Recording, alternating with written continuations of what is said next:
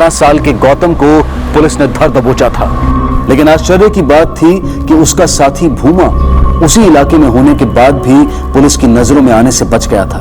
दूसरी तरफ कोलकाता से कई सौ किलोमीटर दूर बांकुरा जिले में बसे उनके गांव छातना में गांव वालों ने गौतम की मां मिताली को डायन करार देकर बंदी बना लिया था और रात बीतने के साथ आने वाली सुबह वो उसकी जिंदगी का फैसला करने वाले थे। भूमा अचानक कहां लापता हो गया था और जिन लोगों के संपर्क में वो था, क्या गौतम अपनी मां तक पहुंच पाएगा? क्या वो बचा पाएगा अपनी मां की जान? और कैसे पहुंचेगी वो इस केस के पीछे छुपे सच तक?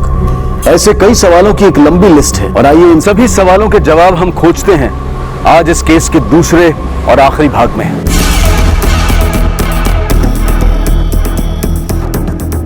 कौन है? कौन? विद्रोही। विद्रोही? ले चलो sir. Sir sir sir please please मुझे अभी जाने दीजिए। आप बोलोगे तो मैं सारी जिंदगी जेल में रह लूंगा, लेकिन अभी मुझे जाने दीजिए सर। उठा सर। वो लोग मेरी माँ को मार डालेंगे सर। कौन? गाँव वाले। सर मुझे अभी जाने दीजिए। आप फांसी में करने को चाहेंगे मैं चढ़ जाऊंगा, लेकिन अभी मुझे जाने दीजिए सर प्लीज। आसपास देखो, इसका साथी भी यहीं कहीं होगा। सर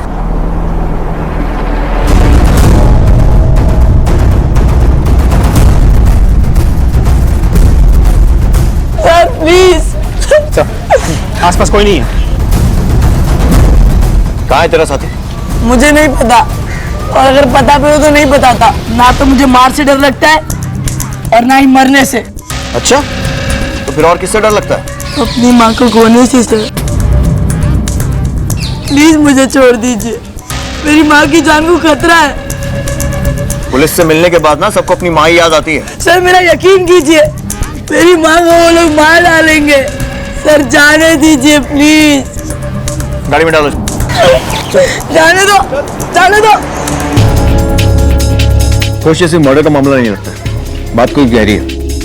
और ये बच्चा जो अपनी माँ के बारे में कह रहा है, ये सब क्या लगता है आपको सर? हो सकता है खुद को बचाने के लिए झूठ बोल रहा हूँ या फिर शायद सच भी हो, लेकिन इसकी बात को लाइटली नहीं है सर। मैं हेडक्वार्टर में कॉल करता हूँ। सर छोड़ो मुझे प्लीज। जो छोटा लड़का था वो हमें मिल गया है। हाँ, आप लोग खोज जारी रखिए। जी बिल्कुल बिल्कुल। मेरी हेडक्वार्टर बात हो गई। हम इसे इसके गांव बांकुरा लेकर जा रहे हैं, क्योंकि यहाँ जो हुआ है उसके तार भी वहां से जुड़े, तो उस बात की तफ्तीश भी हो जाएगी और ये अपनी माँ के बारे में सच बोल रहा है या नहीं, इस बात की तस्दीक भी। Let's go. Right sir.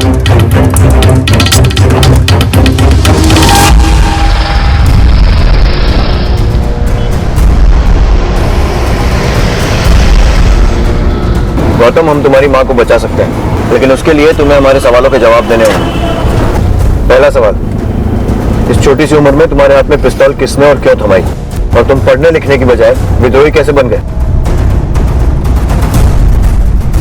ठीक है, गाड़ी घुमाओ और कलकत्ता वापस चलो। सर मैं बताता हूँ, सब कुछ बताता हूँ। मुझे पिस्तौल किसी ने नहीं थमाई थी, मैं अपनी मर्जी से विद्रोही बना हूँ। 2 साल पहले हम यहीं कोलकाता में ही रहते थे। मैं, बाबा, माँ और मेरी छोटी बहन साची। फिर बाबा को गांव में बिजनेस करने का अच्छा मौका मिला, तो हम कोलकाता छोड़ के गांव में चले गए, बांकुरा जिले में। वहीं पे मेरा स्कूल में भी एडमिशन हो गया।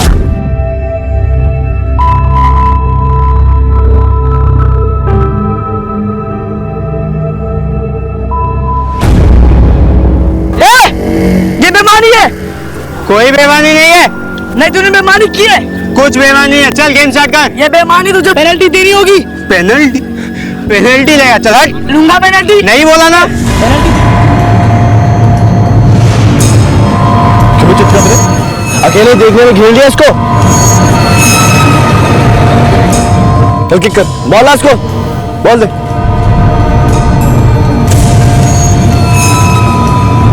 गोल।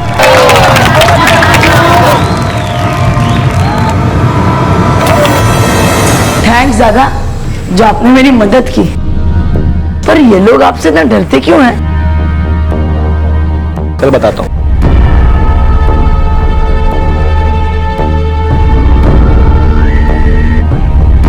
ना तुम लोगों का ना एक समस्या है। तुम सोचते हो कि शर्ट पैंट पहन ली, 4 किताबें पढ़ ली, इंग्लिश में गिट पिटा लिए तो इस समाज की बराबरी कर लोगे। लेकिन असल बात यह कि अगर तुम मर भी जाओ ना तो इस समाज की बराबरी नहीं कर पाओगे। मतलब सब एक जैसे तो है, इसमें अंतर क्या हुआ? अंतर है, तू उस जात से है जो धक्का भी खुद खाती है और फाउल भी उसी का होगा। तेरा बाप छोटी जात का तो तू भी तो छोटी जात का हुआ, ये है अंतर। तो मैं चलता हूं। अगर हम पलटकर अपने देश के इतिहास पर नजर डालेंगे तो हम पाएंगे कि जाति प्रथा यानी कि जाति के आधार पर भेदभाव हमारी कमियों या बुराइयों में से वो मुख्य कमी या बुराई रही है जिसने हमें एक समाज, एक देश के रूप में वो नहीं बनने दिया जो शायद हम बन सकते थे। जाति भेद कई सौ सदियों से हमारे समाज में मौजूद है और यही इस गलत प्रथा को मानने वालों या फिर इसका समर्थन करने वालों का सबसे बड़ा तर्क होता है। वो इसे सामाजिक परंपरा का नाम देकर इससे बंधे रहना चाहते हैं। वो ये समझना ही नहीं चाहते हैं कि हमारी परंपरा वसुदेव कुटुंबकम रही है, ना कि जाति, रंग, नस्ल या वर्ग के आधार पर इंसान को बांटना।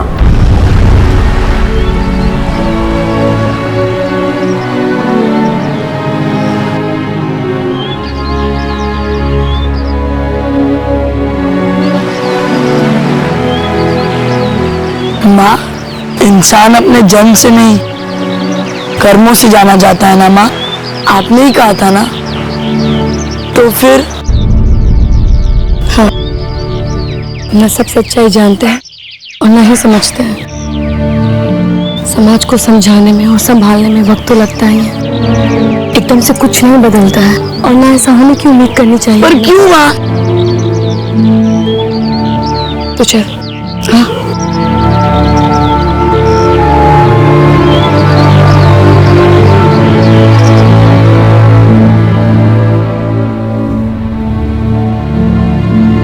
ये लो, इसे पी जाओ लेकिन एक ही सांस में। माँ ये तो बहुत गर्म है, मैं इसे नहीं पी सकता। क्यों? क्योंकि तुम्हें गर्म दूध पीने की आदत नहीं है। लेकिन अगर मैं फिर भी जिद करूं कि तुम इसे पी जाओ तो तुम अपना मुंह जला बैठो। लेकिन इसी दूध को अगर धीरे धीरे फूंक फूंक के पियोगे तो तुम इसे पी पाओगे। उसी तरह समाज को एक दिन में बदलने की कोशिश करोगे तो अपना हाथ और मुंह दोनों जला बैठोगे। समझे? अब सुन उस दिन क्या हुआ था? क्या हुआ था? भाई मजा आ गया। ए गौतम,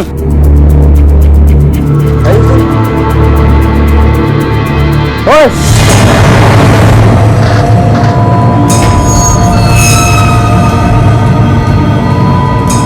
क्यों चित्त कब रे? उस दिन बेटा कुछ नहीं बोला तो ज्यादा चर्बी चढ़ गई? नहीं दादा। फिर क्या? बोल गरम जल्दी। अब बोलो कुकड़ू कुकड़ू और तेज और जोर से कुकड़ू। और साला अगर इसके आसपास दोबारा दिख गए तो तंदूर में डालकर तंदूरी बनाऊंगा सबकी मैं। चल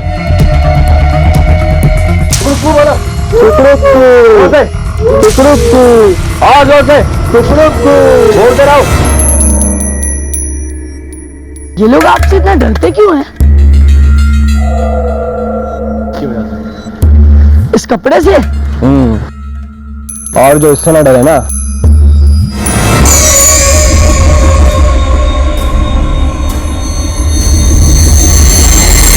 वो कहते हैं इस दुनिया में कीड़े से लेकर इंसान तक सबको भगवान ने बनाया, लेकिन उसी भगवान के मंदिर में घुस नहीं सकते हम।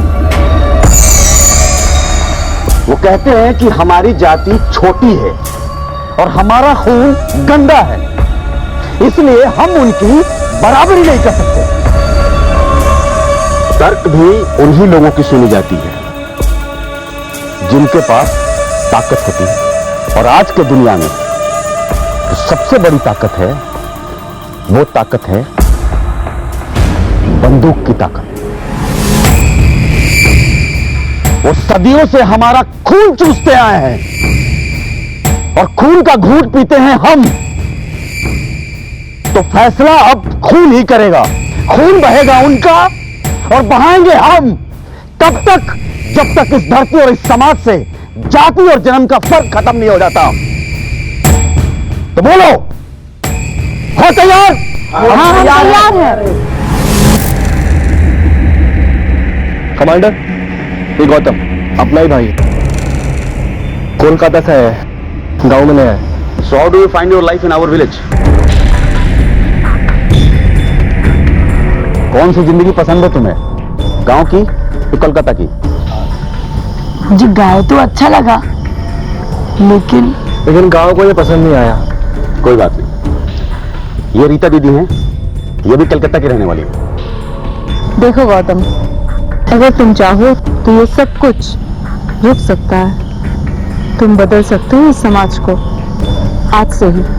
लेकिन मेरी माँ तो कहती है कि जैसे गर्म दूध को एक सांस में नहीं पिया जा सकता, वैसे ही समाज को एक दिन में भी नहीं बदला जा सकता है। तुम्हें क्या लगता है ये चित्ररंजन और उसके दोस्त जैसे लोग ऐसे ही बदल जाएंगे? कभी नहीं। बस एक तरीका है उन लोगों को बदलने का। क्या? वो गर्म दूध का गिलास तुम लो और मार दो उनके मुंह पे।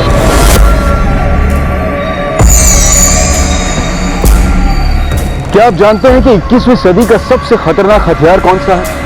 वो हथियार जिसके चलाए जाने से ना तो कोई धमाका होता है, ना ही कोई धुआं उठता है और ना ही खून के छींटे। यहां तक कि जिसके खिलाफ इसे इस्तेमाल किया जाता है उस तक को खबर नहीं होती है।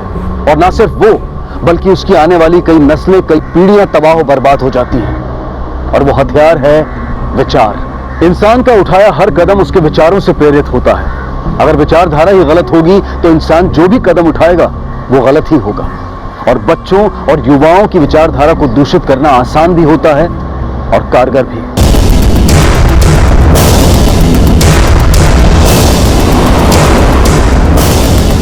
अभी अभी बारह से निकले, गांव की तरफ जा रहा है। ठीक है।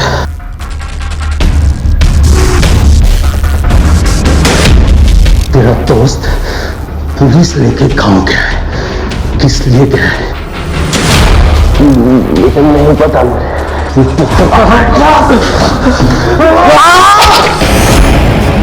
फिर उन लोगों ने तुम्हें अपनी टोली में शामिल कर लिया। तो इन दिनों हमारे गांव में सीआरपीएफ की एक टुकड़ी आई हुई थी और झुमकी की मां ने उनके पास कमांडर के खिलाफ मुखबरी की थी। सब खबर है। वो थ्रेशर पंप वाले कल सुबह बैंक में 5 लाख रुपए जमा करने वाले, और वो कमांडर और उनके साथी वो गांव के छोटे तालाब है ना, वहां उनको लूटेंगे।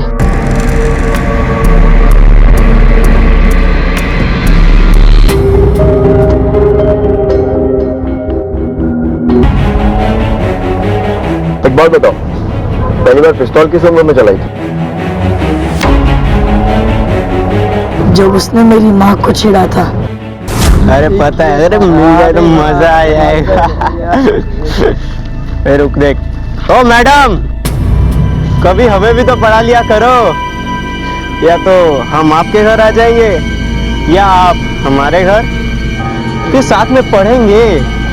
इलू इलू इलू इलू इलू इलू इलू इलू इलू। अच्छा हो गया।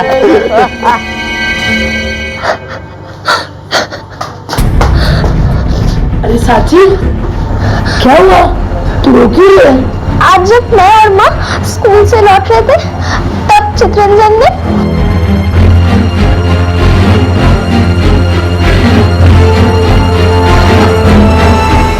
आज फिर से पकड़ लिया? नहीं, आज मैंने पकड़ा था उन्हें। क्यों? अगली बार जब भी किसी को मारना हो तो पहले ये पहनना, अगर तू किसी को मारेगा भी तो सामने वाला तुझ पर हाथ नहीं उठाएगा, याद से। ये लाल गमछा प्रतीक है हमारे क्रांति का, लेकिन सिर्फ लाल गमछा और झंडा उठाने से क्रांति नहीं मिलती, उसके लिए हथियार उठाना होता है।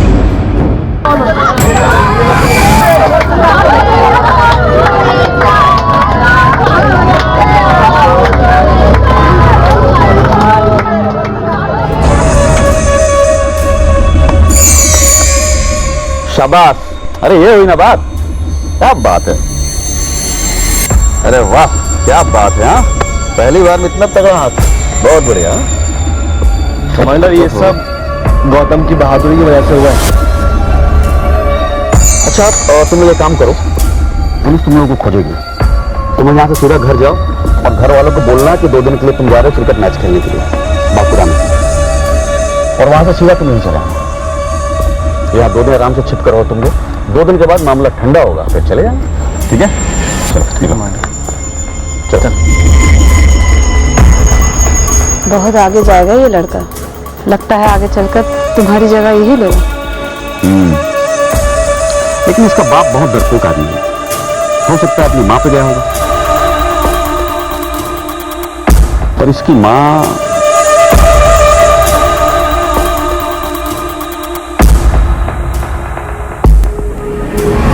कमांडर के मुंह से अपनी तारीफ सुनकर गौतम की खुशी का ठिकाना नहीं रहा था।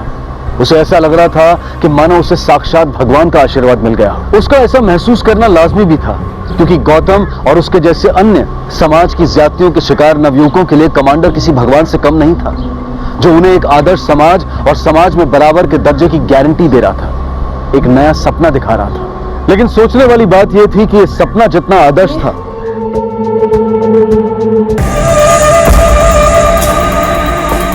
जरा इधर आइए।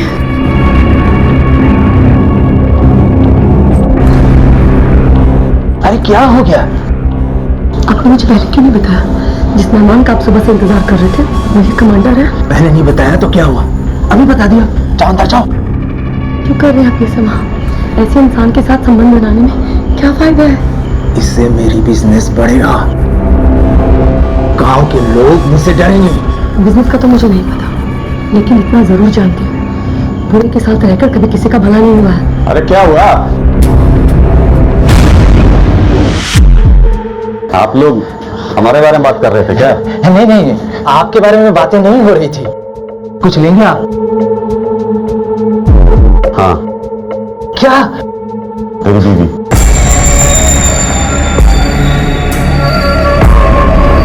ये क्या कहते हैं आप? ये मेरी धर्मपत्नी है। अरे तो आगे भी तेरी धर्मपत्नी रहेगी भाई। अब इससे कोई डोली पर सजा के ले जाने की बात नहीं कर रहा हूँ, सिर्फ सेज पे सजाने की बात कर रहा हूँ। और बिरादरी से भाई हैं हम दोनों। एक ही चीज दोनों भाई के काम आ जाए तो इससे अच्छा और क्या हो सकता है?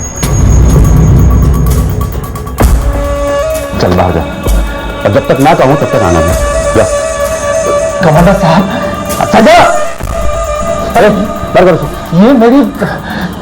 रावेश, तुम कुछ बोल क्यों नहीं रहे हो? रावेश, रावेश, खबरदार, तुम हाथ लगाया। तू जो सोच रहा है वो कभी नहीं हो सकता। ये बेटी है ना तेरी? मेरे आदमी इसके साथ क्या करेंगे पता नहीं है तुझे? चल चल चल।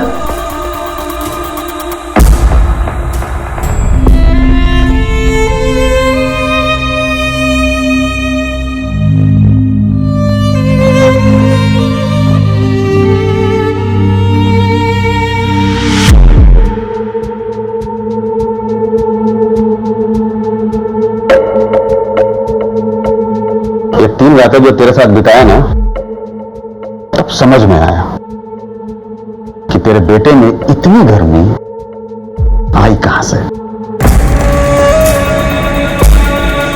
फिर आऊंगा।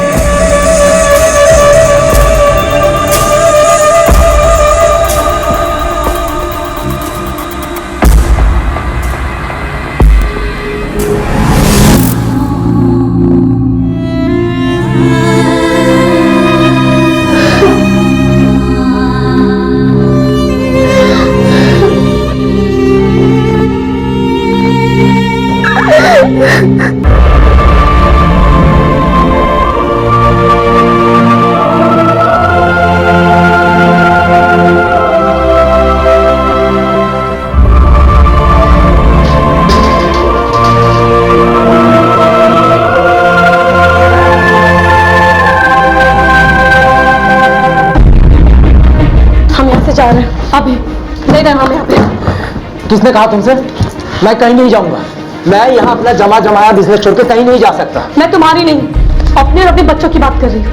और तुमने ये सोचा भी कैसे कि तुम्हारी नापुंसकता देखने के बाद मैं या कोई भी औरत तुम्हारे साथ रहना चाहेगी? क्या कहना चाहती हो? प्रवेश, अपने दिल से पूछ के देखो, अगर मैंने कुछ भी गलत कहा है तो तुम एक नहीं 10 थप्पड़ मार लेना, रोकूंगी नहीं मैं तुम्हें। हम कहीं जा रहे बाबा? बाबा नहीं, मैं, तू और साक्षी जा रहे हैं यहाँ से। चल अपना सामान बांध। मैं नहीं जाऊंगा माँ, ये गांव मेरा है, ये धरती और यहाँ के लोग मेरे हैं। मेरा धर्म और फर्ज है कि मैं उनकी रक्षा करूं, और मैं अपना फर्ज अधूरा छोड़कर कहीं नहीं भागूंगा। ये क्या बोल रहा तू? हाँ, तो उस कमांडर से मिला था ना? बोल था ना? हाँ, मैं मिला था उस कमांडर से, और उसकी जुबान इसलिए बोल रहा हूँ क्योंकि वो जो भी कहता है एकदम सच कहता है। मैंने सोचा था दाग सिर्फ मेरे दामन में लगी है, लेकिन तू उस कमांडर से कभी नहीं मिलेगा। लेकिन क्यों माँ? चल यहाँ से। माँ चल, माँ कमांडर सही कह रहा। माँ मेरी बात सुनो, माँ मुझे खोलूंगा, माँ मेरी बात सुनो माँ। यहाँ एक भी आदमी ऐसा नहीं था जो कमांडर के या उसके साथियों के खिलाफ आवाज उठा सकता, उनकी खिलाफत कर सकता। ऐसे में मिताली का उसके सामने आकर खड़े होना और उसकी ज्यादतियों की खिलाफत करना एक बहुत हिम्मत भरा फैसला था। जैसे कि एक दिया कई दियों को रोशन करके रात के अंधेरे को मिटा देता है, वैसे ही मिताली गांव के दूसरे लोगों के दिलों में हिम्मत जगाने की मुहिम पर निकल चुकी थी। अब सवाल यह था कि कमांडर के फैलाए अंधेरे को क्या मिताली की जलाई रोशनी मिटा पाएगी? क्या कमांडर का राज इस इलाके से खत्म होगा? मैंने तय कर लिया है, मैं पुलिस में जाके इनके खिलाफ रिपोर्ट लिखवाऊंगी। क्या आप सब लोग मेरे साथ हैं? विक्रम नाम है उसका, अपोजिशन पार्टी का युवा नेता है। वो यूनिवर्सिटी में पढ़ता है और स्टूडेंट के बीच में काफी पॉपुलर है। आने वाले कुछ महीनों में यूनिवर्सिटी में इलेक्शन होंगे। अगर वो लड़का इलेक्शन में खड़ा हो गया तो हमारी तुलिका कभी भी नहीं जीत सकती। विक्रम को किसी भी कीमत पर तुलिका के रास्ते से हटाना होगा। आप क्या बोलते हैं, किसको भेजना सही होगा? जो भी समझदार और हिम्मत वाला हो, क्योंकि इस काम में कोई गलती की गुंजाइश नहीं है, याद रखना। तो भूमा, गौतम, वो भोला भी है दिखने में और मासूम भी, उस पर कोई शक भी नहीं करेगा। भूमा उसके साथ जाएगा स्टैंड बाई पर। मगर सर, मैंने तो सुना है कि उसकी माँ ने उसको घर में बंद करके रखा है, ना ही उसको कहीं बाहर जाने दे रही है और ना ही किसी बाहर वाले को मिलने अंदर आने दे रही है। तो फिर तुम उसकी फिक्र मत करो, मैं निकाल लूंगा उसे। लड़का स्मार्ट है, कलकत्ता रह भी चुका है, शहर को अच्छी तरह जानता भी है। उस पर कोई शक भी नहीं करेगा। उसे भेजने पर होगा क्या, उसके मां के हाथ पैर भी बंधे रहेंगे। हाँ, साली आजकल बहुत ज्यादा उड़ने लगी है। गौतम बड़ा हो रहा है निकाली, ये तरीका सही नहीं है उसे अपनी बात समझाने का। लेकिन इसके कदम महल गए मास्टर जी, और मुझे डर है कि इस गलत रास्ते पे कहीं वो आगे ना निकल जाए। नहीं, ऐसा कुछ नहीं होगा। हमें उसकी एनर्जी को चैनलाइज करना चाहिए, बाकी सब अपने आप ठीक हो जाएगा। कैसे मास्टर जी? देखो, पुरलिया में मेरे एक दोस्त है जो छाऊ नृत्य की क्लासेस चलाते हैं। मेरे ख्याल से वहां भेजे तो उसका माइंड भी डाइवर्ट होगा और उसके मन को भी शांति मिलेगी। अगर ये आपको ठीक लगता है तो मुझे कोई आपत्ति नहीं है। बाहर निकलो।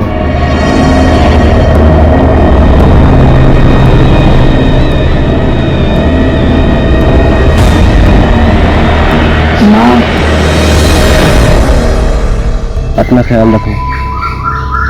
तुम भी। और जब मैं वापस आऊंगा ना तो तेरे लिए कुछ ऐसा लेकर आऊंगा जिसको देखकर तू बहुत खुश हो जाएगी। सच्ची? पर तुम ऐसे अचानक क्यों जा रहे हो, वो भी अकेले? अकेले का जा रहा हूँ, मेरे साथ गौतम भी तो जा रहा है। गौतम? हाँ। पर वो तो पुरुलिया जा रहा है ना नाच सीखने। कौन बोला? सीमा ने बोला। वो मेरे साथ जा रहा है, कमांडर हम दोनों को भेज रहे हैं, किसी का काम तमाम कर लो। क्या? ये क्या कह रही तू झुमकी? हाँ दीदी, मुझे भूमा ने खुद बताया, वो अभी बस निकलने ही वाले हैं। तू साक्षी के पास बैठ, मैं भी आती हूँ।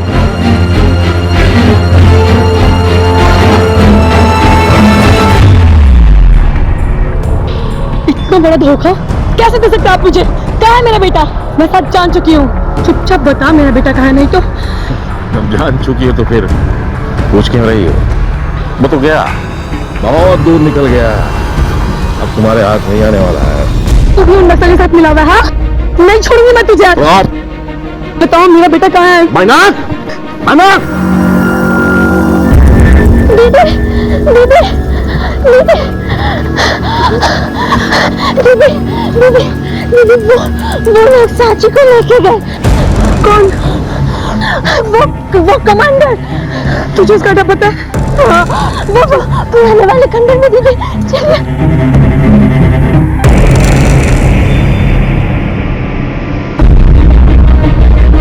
रमेश, रमेश, वो साची, वो कमांडर हमारी बेटी को उठा के लेके गया। उसकी तबीयत ठीक नहीं है, प्लीज कुछ करो। मैंने बोला ना तुम्हें, लेकिन तुमने नहीं माना। अब भुगतो। रमेश,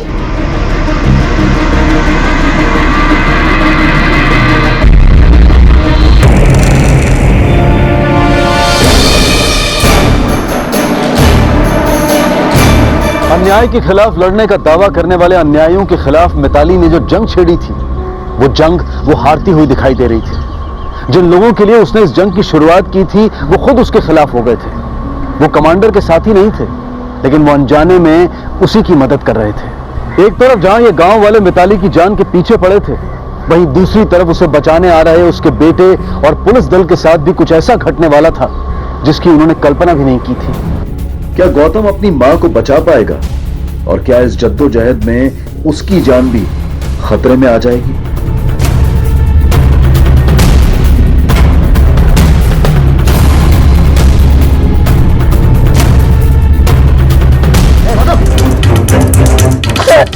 मुझे प्लीज आने दीजिए, वो लोग मेरी माँ को मार डालेंगे। मुझे जाने दीजिए, जाने दीजिए सर प्लीज। तुमने क्या करा था वहां? कब? हमारा अटैक फेल हो गया है। गौतम को पुलिस ने पकड़ लिया है, पुलिस लेकर यहाँ पे आ रही है, कभी भी आ सकते हो। अब हमें क्या करना चाहिए सर? वो बाद में सोचेंगे। पहले इस औरत को मार डालना बहुत जरूरी हो गया हमारे लिए, वरना अगर ये पुलिस को जिंदा मिल गई, सारे के सारे मारे जाएंगे, कुछ नहीं बचेगा। मार डालो इसे। अरे लेकिन गांव वाले सारे काम पे गए हुए हैं, वो शाम को लौट के आए। अरे चुप! अरे उनके फैसले के बिना कैसे हो सकता है? उनके फैसले और जाहिर के बाद फैसला करेंगे। तो फैसला करने के लिए नहीं, फैसला हमारा सुनने के लिए है, और हमने फैसला कर लिया है। चला दो इसे।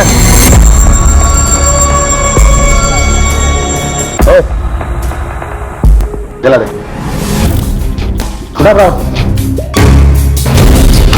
ठीक है, कर छोड़ो मुझे, जाने दो मुझे, छोड़ो मुझे।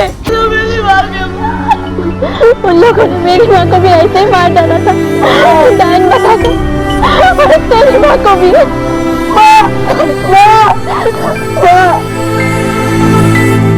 यही है वो क्रांति जिसका उन लोगों ने तुमसे वादा किया था।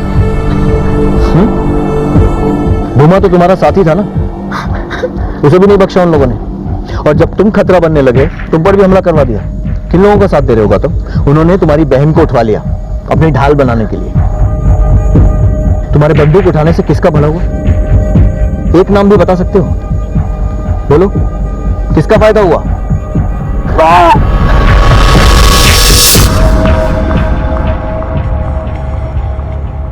सर, मैं आपको सब कुछ बताऊंगा।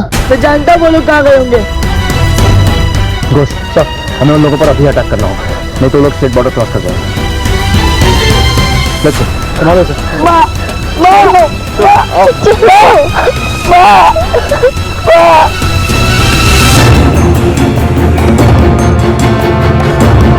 सब्जी मिल जाएगी, तुम चिंता मत कर। रुक जाए तो गोली मार दूंगा। Inspector sir.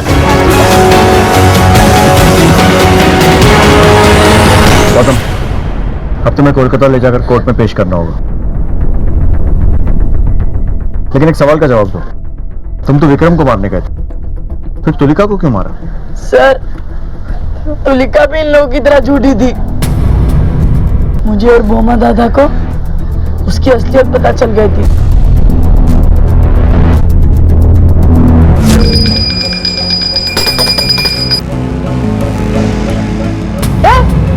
क्या कर रहे हो तुम? दूर हटो, हाथ मत लगाना।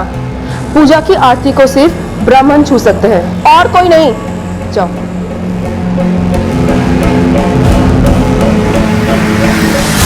कुछ नहीं बदला सर, लेकिन मेरा सब कुछ बर्बाद हो गया। सब कुछ बर्बाद हो गया मेरा। साची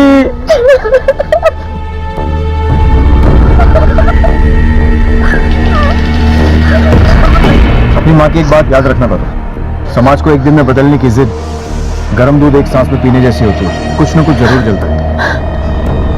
चलो चलो। जो समाज बुराई से अपने बच्चों और युवाओं की सोच की रक्षा नहीं कर पाता, उस समाज के बच्चे या तो उस बुराई का शिकार बनकर खत्म हो जाते हैं या फिर खुद उस बुराई के वाहक बनकर उसे समाज में फैलाने की मुहिम में लग जाते हैं। ठीक ऐसा ही हुआ था गौतम के साथ। जिस समाज पर उसे संभालने की, उसकी सुरक्षा और उसके विकास की जिम्मेदारी थी, जब उसी समाज ने उसे दुत्कारा तो वो कमांडर और रीता दी जैसे असामाजिक तत्वों के हाथों की कठपुतली बन गया और अपने समाज के खिलाफ हथियार उठाकर खड़ा हो गया। लेकिन हमारे पास अब भी थोड़ा वक्त है। अगर हम चाहते हैं कि हमारे बच्चे, हमारे युवा अपने ही समाज के लिए खतरा ना बन जाएं, तो हमें अपने अंदर कुछ बदलाव लाने होंगे। उन कुरीतियों को दूर करना होगा जो इंसान को इंसान से फर्क करना सिखाती हैं। देखते हैं हमारे आज के एपिसोड की दूसरी कहानी। नमस्कार, आदाब। क्राइम पेट्रोल डायल 100 में आप सबका स्वागत है।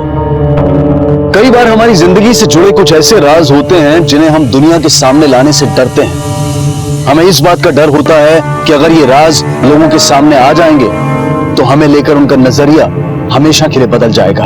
और कभी कभी ऐसे ही राज को राज रखने की कोशिश में कुछ लोग जुर्म का रास्ता इख्तियार कर लेते हैं। उन्हें लगता है कि ऐसा करने से सब कुछ ठीक हो जाएगा, लेकिन वो ये भूल जाते हैं कि जुर्म के रास्ते की सिर्फ एक मंजिल होती है और वो है जेल की सलाखें। आइए देखते हैं गाजियाबाद उत्तर प्रदेश से आज का ये दिल दहला देने वाला केस, जो हमें सोचने पर मजबूर कर देगा कि क्या एकदम नजदीकी रिश्ते वाकई में दिल के भी करीब होते हैं।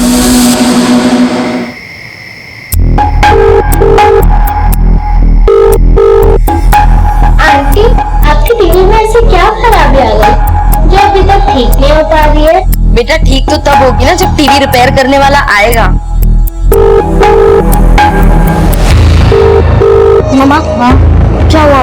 पापा से बात हुई आपकी?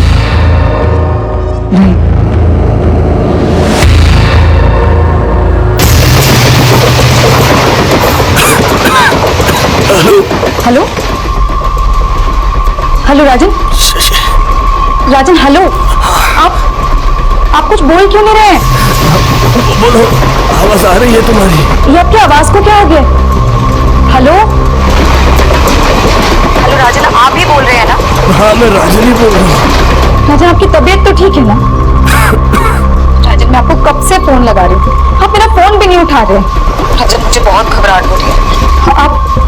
आप हैं कहाँ? आप घर कब तक आएंगे? शशि, जीते जीते कभी। राजन, आप ये क्या बोले जा रहे हैं? क्या कह रहे हैं आप ये?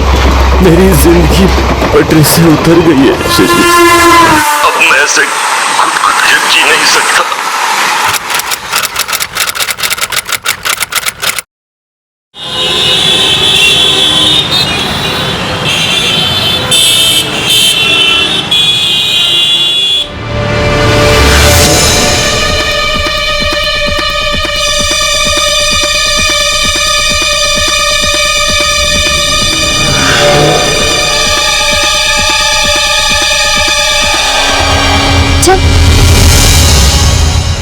मिश्रा, ये लड़कियां कौन है? मैंने इन्हें पहले भी यहाँ पर देखा। लगता है कुछ बताना चाहती हैं लेकिन हिम्मत नहीं कर पा रही। अगर ये फिर से यहाँ पर आए तो इन्हें मेरे पास लेकर आना। जी ओके सर।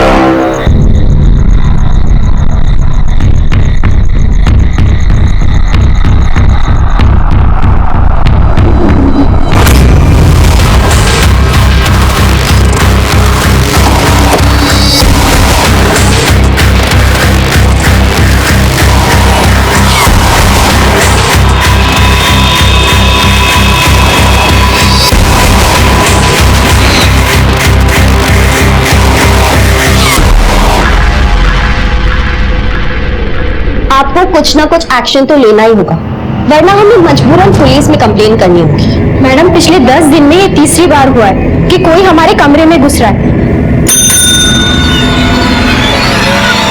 सारे मेले स्टाफ को बुलाओ। Yes ma'am. पता तो चले कि आजकल औरतों वाला शौक किसके दिल में जग गया है।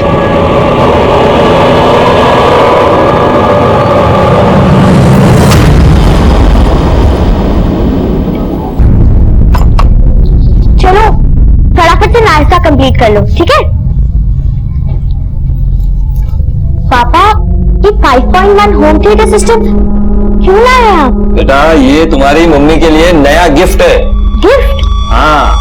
पर क्यों? बेटा तुम तो अपनी मम्मी को जानती हो ना, छोटी छोटी बातों में नाराज हो जाती है। अब 15 दिन पहले हमारा झगड़ा हुआ था, अब तक चालू। तो बेटा उनके गुस्से को शांत करने के लिए एक गिफ्ट तो बनता है कि नहीं?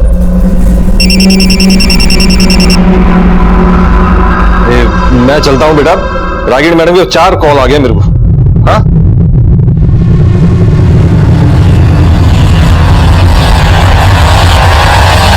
कोई जवाब देगा या किसी दूसरे रास्ते से सच उगलवाऊं मैं? मैम, ये टिक्कम सिंह से पूछिए, मुझे तो इसी पे शक है। पहले ये तो बताइए मैडम, चोरी किस चीज की हुई है? टिक्कम सिंह,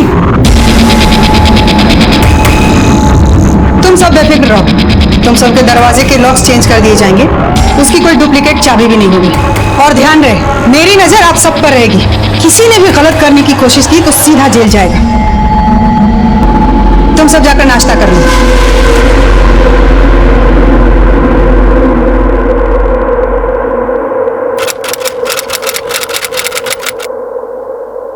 तुमने बर्थ कंट्रोल हटवा दिया क्या? राजन, एक बार और ट्राई करते हैं ना। शशि तुम बेटे की लालसा लिए बैठी हो, हमारी बेटियां किससे कम है क्या? बिल्कुल कम है, इसीलिए तुम्हारे परिवार वाले मुझे इन बेटियों की माँ होने के ताने देते हैं। वो लोग अगर तुम्हें ताने देते हैं ना, तो वो लोग में कमी है, तुम में नहीं। लेकिन आज तक तुम पर छोड़ा हुआ था ना, कौन सा लड़का पैदा हो गया? हाँ, प्लीज तुम समझने की कोशिश करो। मैं सोच समझ कर ही कह रही हूँ। और अगर इस बार तुम राजी नहीं बने तो मुझसे बात करने की भी जरूरत नहीं, समझे तुम?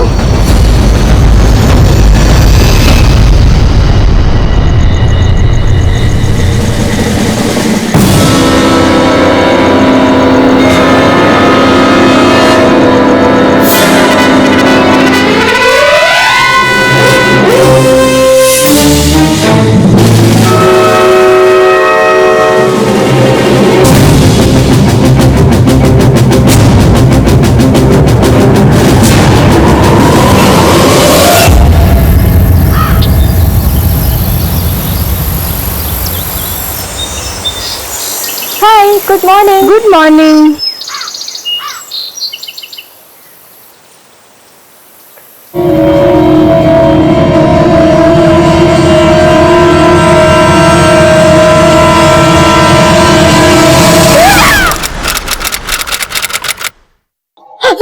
हेलो राजन, राजन आपकी आवाज ठीक से नहीं आ रही है मुझे।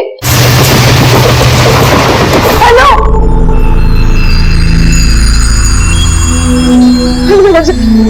राजन, मुझे आपकी आवाज नहीं आ रही। मैं स्पीकर पे रख रही हूँ फोन।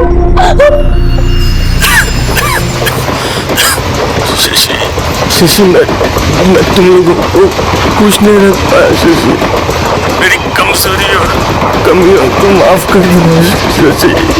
पापा देखो, मुझे कुछ समझ में नहीं आ रहा आप क्या कह रहे हो। पापा मुझे बहुत डर लग रहा है। पापा आप बस आ जाओ। पापा आ जाओ ना, जल्दी आ जाओ। हॉस्टल के सारे कमरों के लॉक बदले जाने के बावजूद पूजा के कमरे में कोई आ गया था। आखिर कौन था ये शख्स और ये क्या चाहता था, और ये शख्स पूजा के कमरे में आया कैसे? इस बार पूजा की नींद खुल गई थी और शायद अपनी पहचान को छिपाने की कोशिश में उसने पूजा पर जानलेवा हमला कर दिया था। लेकिन कौन था इस सब के पीछे? आखिर ऐसी क्या मुसीबत लड़कियों पर आन पड़ी थी जिस बात की उन्होंने वार्डन से शिकायत की थी, और किस बात से उनको डर था जिसकी वजह से वार्डन को उनके कमरों के ताले बदलने पड़े? राजन शशि को फोन पर इस तरह से क्यों तड़पा रहा था? मेरी जिंदगी पटरी से उतर गई है शशि। अब मैं ऐसे खुद के जी नहीं सकता। उसके इरादे क्या थे? क्यों उनका इतना नजदीकी रिश्ता इस खतरनाक मोड़ तक आ पहुंचा था? बहरहाल पूजा की हालत काफी नाजुक थी और अब ये पूरा मामला पुलिस के पास आ गया था।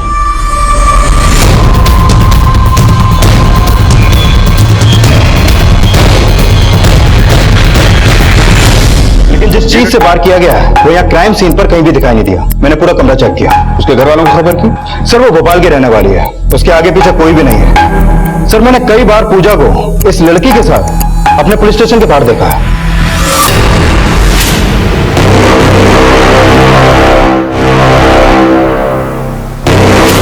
तुम्हारा नाम क्या है? रानी।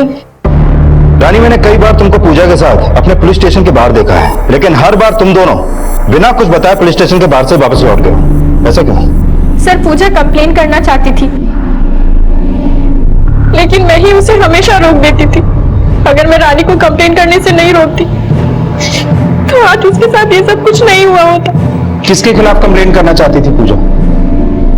देखो, जिस तरह से पूजा पे वार हुआ है, साफ है कि हमलावर पूजा की जान लेना चाहता था। तुम पूजा की रूममेट हो। जिस वक्त ये हादसा हुआ तुम कहाँ थे? सर मैं कॉल सेंटर में जॉब करती हूँ और कुछ दिनों से नाइट शिफ्ट पे हूँ, और कल रात को भी मैं जॉब पर ही थी। रानी, क्या जरूरत थी तुझे नाइट शिफ्ट में काम करने की? तुझे पता है तू नहीं है तो मुझे कितना डर लग रहा है। प्लीज रानी, प्लीज तुम ना अपनी शिफ्ट मॉर्निंग में करवा ले। देख पूजा, तू टेंशन मत ले, और वैसे भी रागिनी मैम ने हमारे सारे दरवाजों के लॉक्स चेंज करवा दिए, इसलिए हमारे कमरे में अब हमारे अलावा कोई नहीं आ सकता। अब तो चुपचाप सो जा, मैं सुबह आके मिलती हूँ। लेकिन सुबह जब मैं हॉस्टल आई और रूम का दरवाजा खोला तो पूजा गिरी हुई पड़ी। लेकिन कोई पूजा की जान क्यों लेना चाहेगा? सर कुछ दिनों से हमारे कमरे में से रात को कोई हमारे अंडरगारमेंट्स चुरा रहा था। जी सर। इसलिए कल ही रागिनी मैम ने हमारे सारे दरवाजों के लॉक्स चेंज करवा दिए थे। लॉक्स चेंज करवाने के बाद मैंने चाबियां लड़कियों को ही दे दी थी, और उसकी कोई डुप्लीकेट चाबी भी नहीं थी। समझ में नहीं आ रहा है कोई अंदर कैसे आ सकता है। आप लोगों को किसी पे कोई शक है?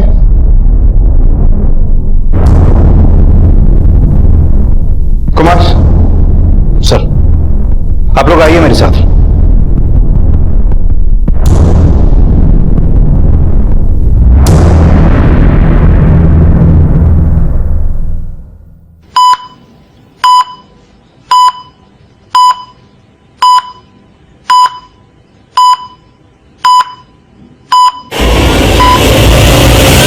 टिक्कम ने ये सब किया है या नहीं ये तो नहीं पता, पर हाँ उसकी नजर में खोट तो जरूर था।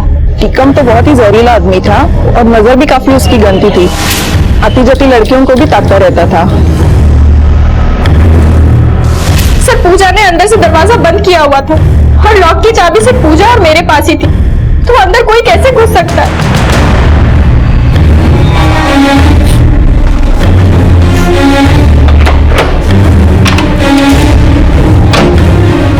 ना तो कोई फोर्स्ड एंट्री है और ना ही पूजा इतनी रात को किसी के लिए दरवाजा खोलेगी।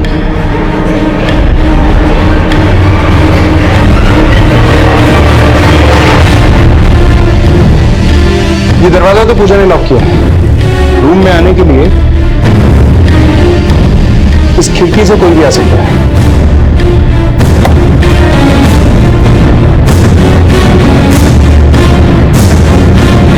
चेतन,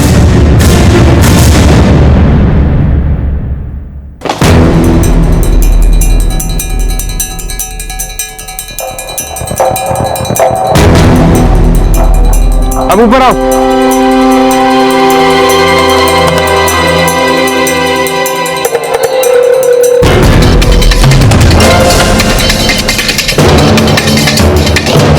चेतन, यहां से नीचे जाकर ऊपर आने में मुश्किल से 1.5 मिनट लगते हैं। हो ना हो वो हमलावर यहीं से आया होगा। सर कल रात कुछ 10:30 पौने 11 बजे मैंने टिक्कम को देखा था हॉस्टल के आसपास घूमते हुए।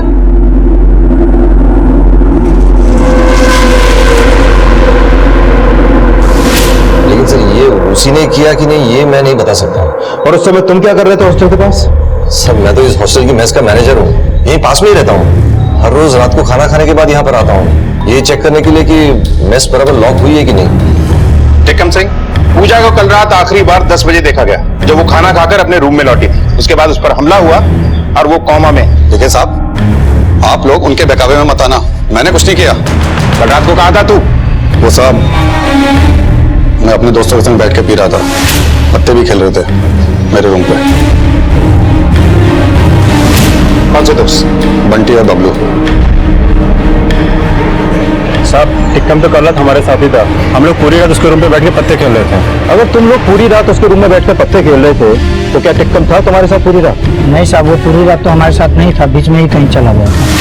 तुम लोग खेलो, मैं अभी आता हूँ। कहाँ जा रहे हो टिकम? आ रहा हूँ अभी। रात को 10:30 बजे सारे दाव पेच बीच में छोड़कर कौन से पत्तों पे किस्मत आजमाने निकला था तू? देख, सच बोल दे, वरना हमारे दाव पेच तुझ पे भारी पड़ेंगे। साहब मैं हॉस्टल का केयर टेकर हूँ, मुझे रात को भी काम करना होता है। मैं सिर्फ राउंड अप के लिए निकला था रात को, और मुझे गेट भी बंद करना था साहब। लड़की मरते मरते बची, कोमा में अपनी जिंदगी के लिए लड़ रही है। अभी तो हम तुम्हें जाने दे रहे हैं, लेकिन तुम्हारे खिलाफ अगर कोई भी सबूत हमारे हाथ लगा तो याद रखना, ये हवालात ही तुम्हारा घर बनेगी। सर, इस केस में टिक्कम सिंह के अलावा ऐसा और कोई नहीं है जो हमारे शक के घेरे में हो। मैंने सबसे पूछताछ की, पर बाकी सब लोग ना तो किसी पर शक कर रहे हैं और ना ही किसी के पास किसी के खिलाफ कोई शिकायत है। पूजा कॉमा से बाहर है? नहीं सर, अभी तक तो नहीं, लेकिन इस केस के सिलसिले में मेरी उसके डॉक्टर से बात हुई। सर, उनका कहना है कि पूजा पर हमला करने वाले की हाइट पूजा से शायद थोड़ी ज्यादा होगी, क्योंकि पूजा को चोट ठीक उसके सर के ऊपर लगी थी, लेकिन हमारे पास उसके खिलाफ कोई सबूत नहीं। सर, हमने हॉस्टल से जुड़े हर शख्स की हाइट क्रॉस चेक की। टिक्कम के अलावा एक राजन भी है जिसकी हाइट पूजा से ज्यादा है। सर, मैं तो इस हॉस्टल की मेस का मैनेजर हूँ, यहीं पास में ही रहता हूँ।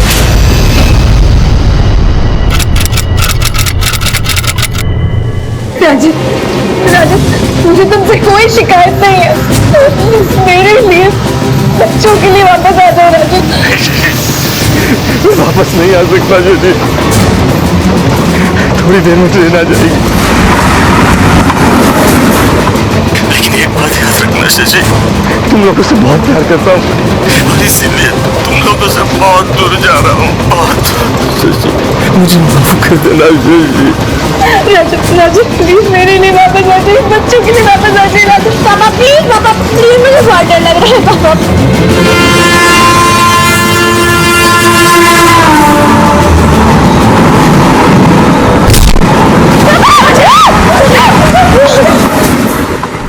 इस केस में हमारे पास किसी के खिलाफ भी कोई सबूत नहीं है। ये केस एक ऐसी अंधेरी गुफा में है जिसका दूसरा सिरा नजर भी नहीं आ रहा। सर, ये लोग मिलना चाहते हैं। सर प्लीज हमारी मदद कीजिए, मेरे पति की जान खतरे में है। क्या हुआ उन्हें? ये सुनिए, मेरी जिंदगी पटरी से उतर चुकी है शशि। राजन मुझे आपकी आवाज नहीं आ रही। मैं स्पीकर पे रख रही हूँ फोन। शशि, मैं तुम लोगों को खुश नहीं रख पाया शशि। मेरी कमजोरी और कमियों को माफ कर देना शशि।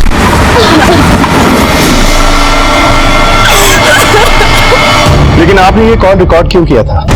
सर, पिछले कुछ हफ्तों से मुझे ब्लैंक कॉल्स आ रहे थे। उन कॉल्स की रिकॉर्डिंग के लिए राजन ने एक मोबाइल एप्लीकेशन डाउनलोड किया था ताकि कॉल्स रिकॉर्ड हो सके। कुमार, राजन की कॉल की लोकेशन ट्रेस करो, हमें फौरन वहां पहुंचना चाहिए और उसे कांटेक्ट करने की कोशिश करो। सर।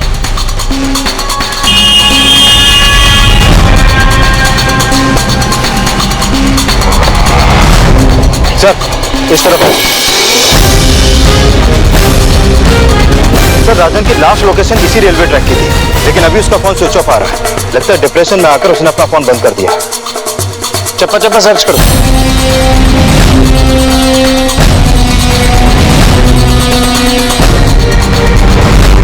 कुमार, बॉडी के टुकड़े टुकड़े हो चुके हैं, आइडेंटिफाई करना मुश्किल है। हो सकता है ये राजन ही है। उसके घर वालों को बुलाओ। सर।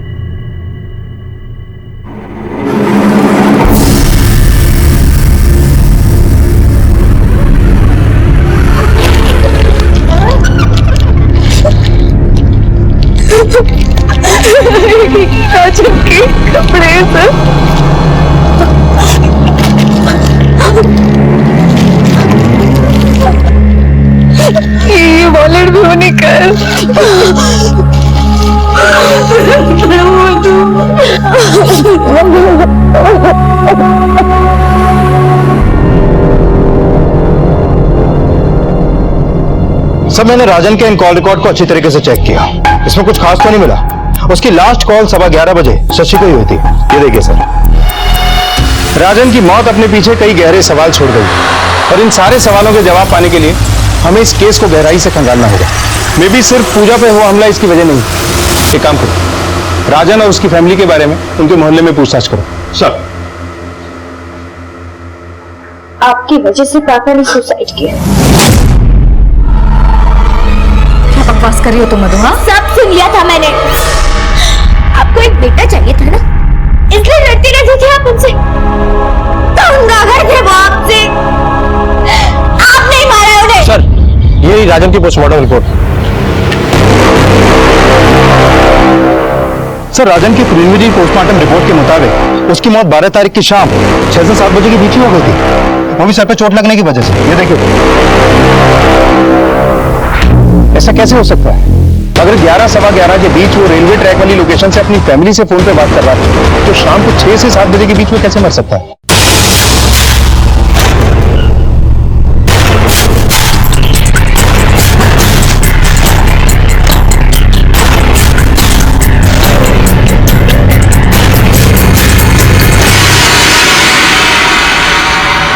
क्या सर, ये कैसे हो सकता है? 11:15 बजे रात तक तो राजन मुझसे ही बात कर रहे थे। रिकॉर्डिंग सुनी थी ना आपने? क्या आपको वाकई में यकीन है कि इस रिकॉर्डिंग में जो आवाज है वो आपके पति राजन की है? हाँ सर, बिल्कुल। बस जिस समय उन्होंने फोन किया था तो खांसी की वजह से थोड़ी सी आवाज भारी आ रही थी। लेकिन आप ऐसा क्यों पूछ रहे हैं? ठीक है, टाइम टू टाइम इस केस की डिटेल्स आपके साथ शेयर करते रहेंगे। अभी आप जा सकते हैं। जी सर।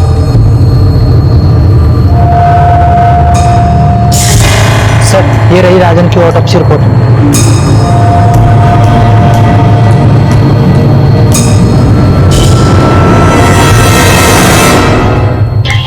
सर, ये राजन की ऑटोप्सी रिपोर्ट। इस रिपोर्ट के मुताबिक उसकी बॉडी में काफी मात्रा में अल्कोहल पाया गया है सर। क्या? हाँ सर। लेकिन ऐसा कैसे हो सकता है? जहां तक हमें पता है राजन तो शराब पीता ही नहीं। और अगर ये राजन है तो उस रात फोन पे कौन था?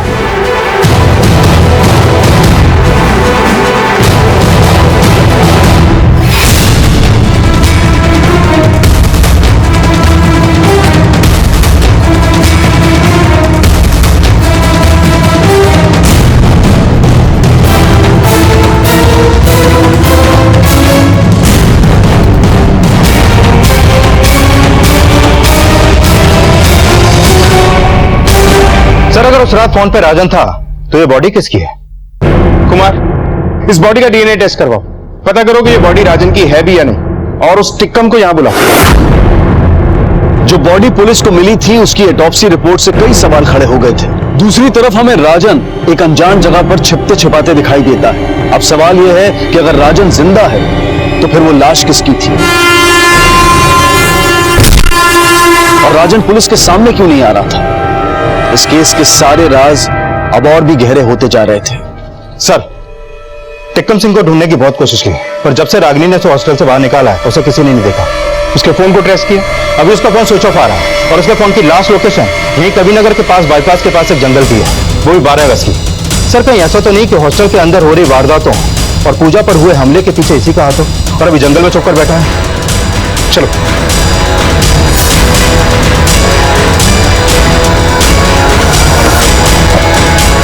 सर, टिक्कम सिंह की लास्ट लोकेशन यही है। कुमार, सोचने वाली बात यह है कि ये जंगल उस रेलवे ट्रैक के पास ही है जहां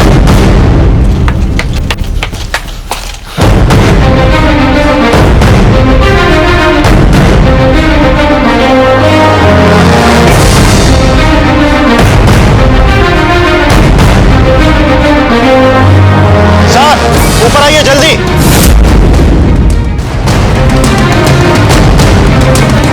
सर, ये देखिए, लकड़ी पर खून लगा है और फर्श पर भी खून है। जरूर यहाँ पर कोई कांड हुआ है सर। कुमार, इसका मतलब है कि राजन हमारे साथ बहुत बड़ा गेम खेल रहा है। जो बॉडी हमें रेलवे ट्रैक से मिली थी, हो सकता है वो टिक्कम ही है, क्योंकि ये लोकेशन रेलवे ट्रैक से कुछ ज्यादा दूर नहीं है। और एक और बात, मरने वाले की बॉडी से हमें अल्कोहल के ट्रेसेस मिले, जबकि राजन तो शराब पीता ही नहीं था और टिक्कम हर रोज शराब पीता था। इसका मतलब है जो हमें दिखाया जा रहा है सच वो नहीं है। सर, अगर राजन ने टिक्कम को मारा है तो इसके पीछे उसका क्या फायदा? क्या इन दोनों का पूजा के केस में कोई गहरा ताल्लुक तो नहीं? हम लोग डीएनए टेस्ट की रिपोर्ट के आने का वेट करते हैं ताकि पता चले कि रेलवे ट्रैक से जो बॉडी मिली है वो टिक्कम है भी या नहीं।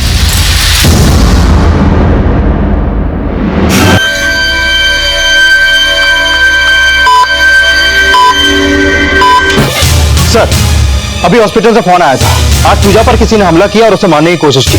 क्या? हाँ सर। कुमार, कहीं ये राजा नहीं तो नहीं था? एक काम करो, अभी के अभी पूजा के रूम के बाहर एक कांस्टेबल तैनात करो और जिस दिन से पूजा हॉस्पिटल में एडमिट हुई है तब से लेकर अब तक की सीसीटीवी फुटेज चेक करते हैं। सर। हेलो। क्या?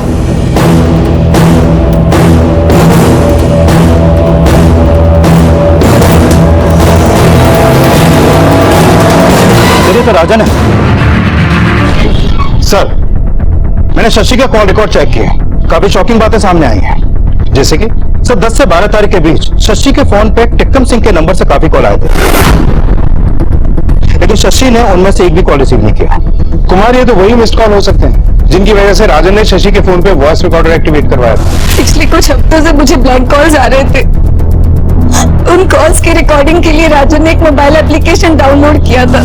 और एक बात सर, जिस समय टिक्कम का फोन जंगल में बंद हुआ था उस समय शशि के फोन की लोकेशन भी उसी एरिया की थी। ये मामला तो कुछ और ही निकला। सर, हो सकता है शशि और टिक्कम सिंह के बीच में अफेयर शुरू ही हुआ हो और राजन को इसके बारे में पता चल गया और राजन के हाथों टिक्कम सिंह का मर्डर हो गया और उस समय शशि भी वहां पर मौजूद हो। और सर, सोचने वाली बात तो यह है कि शशि और टिक्कम सिंह के बीच में अगर वाकई में कुछ था तो कहीं ऐसा तो नहीं कि शशि ने अपने बदले की आग में राजन को मार दिया। सर, आप मुझ पर इतना गंदा इल्जाम कैसे लगा सकते हैं?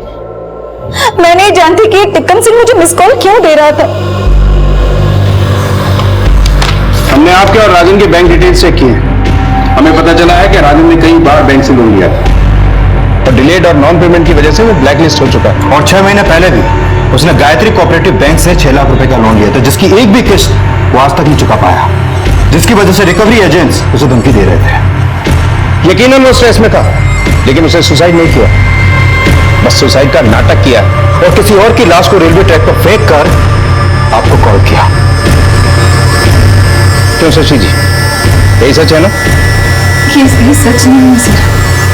ये सच हो सकता है।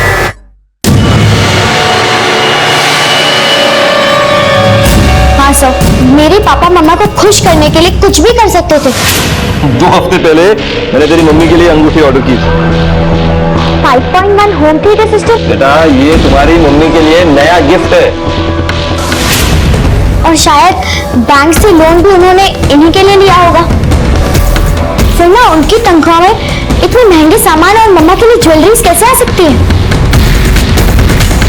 चलो।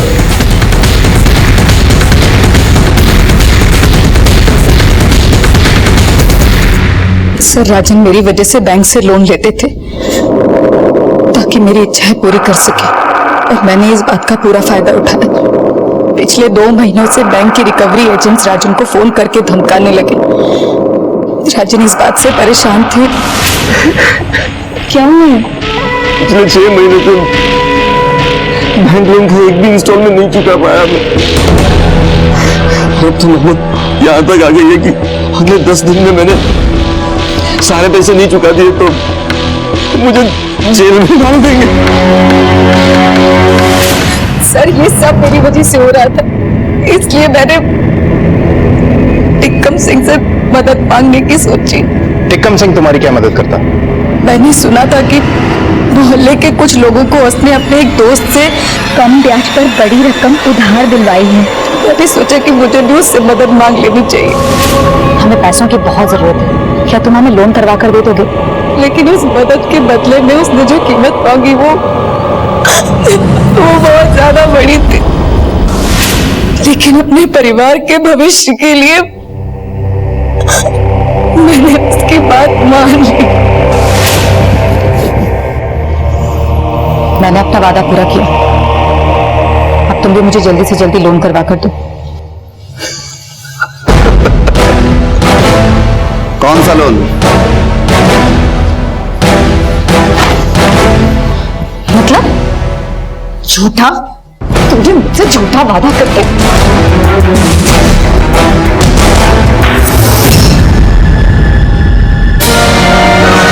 लेकिन बहुत डर गई थी, नहीं समझ में आ रहा था कि क्या करूं। टिक्कम सिंह के साथ तुम्हारे कॉम्प्रोमाइज वाली बात के बारे में राजन को पता था? राजन को मैंने कुछ नहीं बताया था सर। मैं सिर्फ और सिर्फ राजन के सर से बैंक का लोन उतारना चाहती थी। टिक्कम सिंह को मारने के बाद मुझे राजन को सब बताना पड़ा। तुमने तो जिंदा मार दिया मुझे। मैं जानती हूँ कि मुझसे बहुत बड़ी गलती हुई है, लेकिन राजन इस समय हमें खुद से ज्यादा हमारी बच्चियों के बारे में सोचना चाहिए। अगर हम दोनों ही जेल चले गए तो उनका क्या होगा?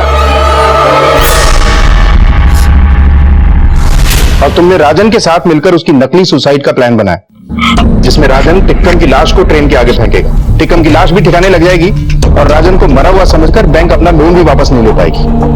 मानना पड़ेगा, ये फोन कॉल रिकॉर्डिंग वाला खेल एकदम ओरिजिनल था। क्यों, यही सच है ना शशि जी? हेलो राजन। बोलो शशि, पटरी से उतर चुकी है। मुझे तुमसे कोई शिकायत नहीं है। मेरे लिए, बच्चों के लिए वापस आ जाओ राजन। केस जब थोड़ा सा शांत हो जाएगा तो ये शहर छोड़कर कहीं और चले जाएंगे और समय के साथ हमारी बेटियां भी हमारी मजबूरी समझ जाएंगी। अब ये बताओ, क्योंकि उसकी लाश के पास हमें लड़कियों के जले हुए कपड़े मिले। नहीं सर, पूजा पर हमला किसने किया ये मैं नहीं जानती, लेकिन मैं जरूर कह सकती हूँ कि वो राजन नहीं हो सकते। सर, राजन बहुत ही शरीफ आदमी थे। तो अब ये बताइए कि आपने इस शरीफ आदमी को क्यों मारा? देखिए, झूठ मत बोलिएगा, हमारे पास गवाह है जिसने 18 अगस्त की शाम को आपको कवि नगर के जंगल से बाहर आते हुए देखा है। नहीं सर, मैं नहीं गई थी उस जंगल में, बल्कि मैं राजन 7:30 बजे आगे की प्लानिंग के बारे में बात करने के लिए जंगल में मिलने वाले थे। लेकिन उससे पहले राजन की मौत की खबर आ गई। सर, उस रेलवे ट्रैक वाली लाश की डीएनए रिपोर्ट के मुताबिक और राजन की पोस्टमार्टम रिपोर्ट के मुताबिक उसकी मौत 18 अगस्त की शाम 4:30 से 5:30 बजे के बीच ही हो गई थी। सर, अगर शशि सच बोल रही है तो पूजा पर हमला कुमार, मुझे ऐसा लगता है कि इन दोनों हादसों के पीछे कोई एक ही इंसान है जो हमारी आंखों के सामने तो है, लेकिन हम उसे देख नहीं पा रहे। हमें इस केस को रिविजिट करना होगा।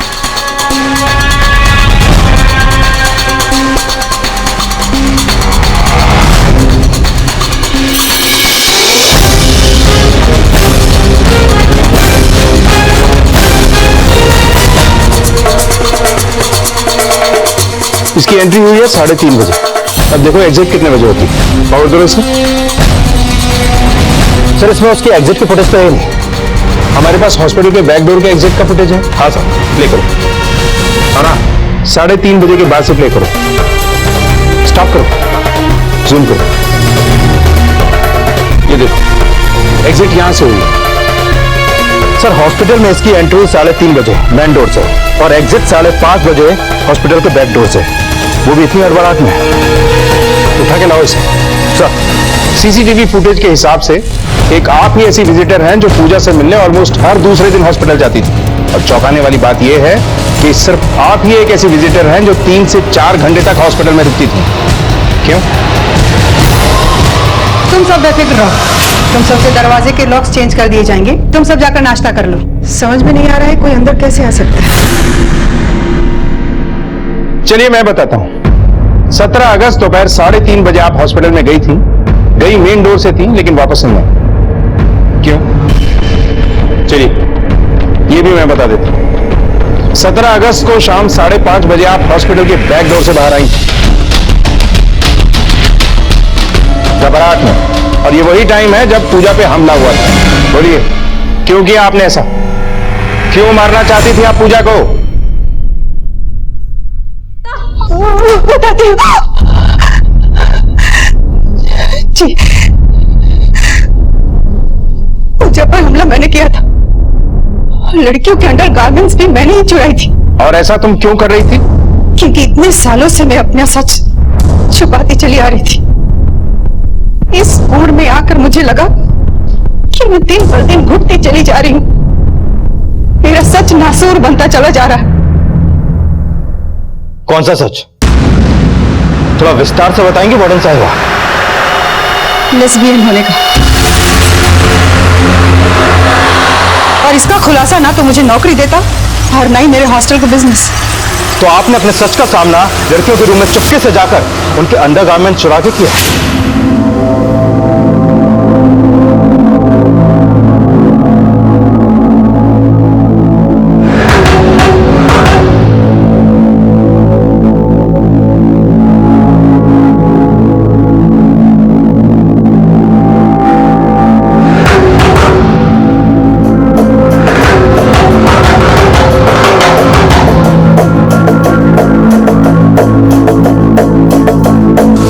सात अगस्त को आप पूजा के हॉस्टल वाले रूम में गई और जब पूजा ने आपको देख लिया तो आपने उस पर हमला कर दिया।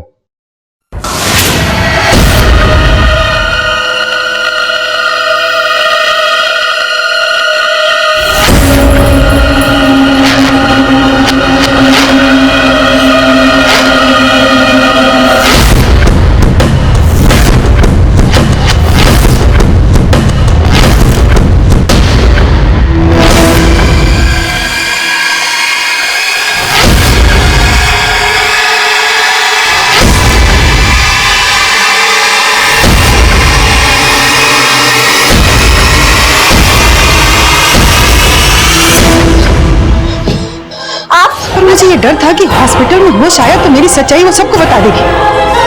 मैंने पहला मौका देखते ही उस पर हमला कर दिया, लेकिन फिर से वो बच गई। और राजन को क्यों मारा? राजन को मैं मारना नहीं चाहती थी, वो मौके का शिकार हो गया। मतलब? मुझे ये डर था कि कहीं आप सर्च वारंट निकालेंगे, मेरे कमरे की तलाशी लेंगे तो लड़कियों के अंडरगारमेंट्स मिल जाएंगे। इस डर से मैं सारे कपड़े लेकर हॉस्टल के पीछे वाले जंगल में चली गई।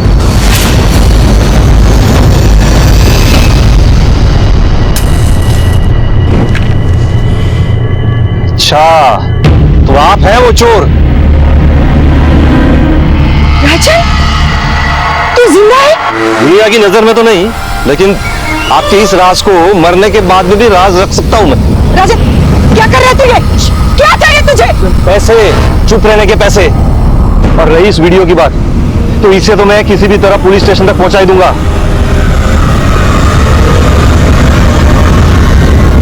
कितने पैसे चाहिए तुझे? 6 लाख, और वो भी इसी वक्त।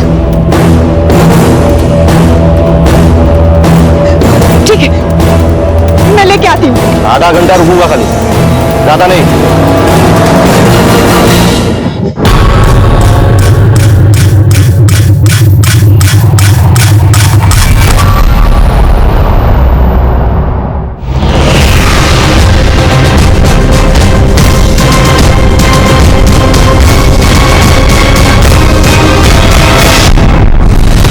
उससे मार दिया। मुझे डर था कि पैसे लेकर भी कहीं वो अपनी जुबान से मुकर गया तो मेरी सच्चाई जमाने के सामने आ जाएगी, और मैं जरा भी खतरा मोल लेना नहीं चाहती थी। मिस रागिनी माथुर, सूर्य ग्रहण की वजह से सच्चाई की रोशनी को कुछ मिनटों के लिए रोका तो जा सकता है, लेकिन किसी भी हाल में उसे छुपाया नहीं जा सकता। अब ये बात जेल की सलाखों के पीछे बैठ के सोचती रहना।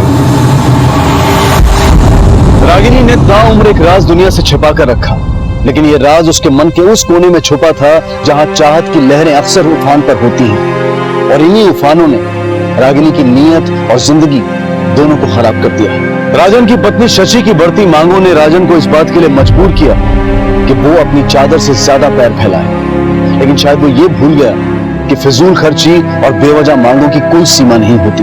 अपनी गलतियों को जब शशि ने सुधारना चाहा तो टीकम ने उसका शोषण किया, और टीकम अपनी गंदी नीयत और नीच हरकतों की वजह से मारा गया। अब मैं अनूप सोनी आपसे विदा लेता हूं, फिर मुलाकात होगी अगले एपिसोड में एक और चौंका देने वाले केस के साथ। तब तक अपना और अपने परिवार का ख्याल रखें और देखते रहें क्राइम पेट्रोल डायल 100। सबक एक को सीख हम सबको। जय हिंद। इस तरह के और भी एपिसोड देखने के लिए हमारे चैनल को सब्सक्राइब करें और बेल आइकन दबाना ना भूलें।